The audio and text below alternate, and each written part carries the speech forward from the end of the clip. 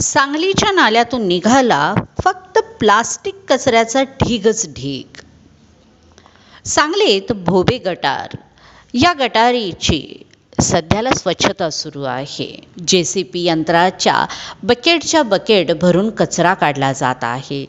त्यात 90% हे प्लास्टिकच आहे. यामध्ये प्लास्टिकच्या पिशव्या, बाटल्या व टाकाऊ वस्तू अशा सर्वांनी फक्त हा नाला गच्च भरलेला होता. हा पडलेला कचऱ्याचा ढीग बघितल्यानंतर हा कचऱ्याचा ढीग आहे की कचऱ्याचा डेपो, हा प्रश्न मोठा सर्वांना पडलेला होता. एकीकडे अनेक साथीचे रोग वाढताना दिसत आहे. अशामध्येच नागरिक आपल्या हातातील कचरा, बॉटल्स ह्या गटारीमध्ये टाकत असतात.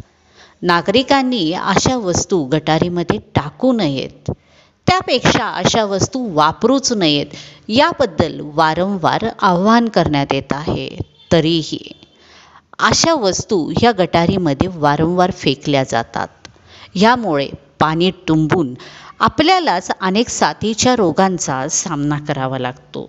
जसं डेंग्यू, चिकनगुनिया, ताप अशा अनेक गोष्टींना सामोरे आपल्याला जावे लागते. सध्या दिसणारी नाल्यातून निघालेली प्लास्टिकच्या कचऱ्याचा ढीग हे वास्तव आहे. तर सांगलीकरांनी लवकरात लवकर याबद्दल विचार करून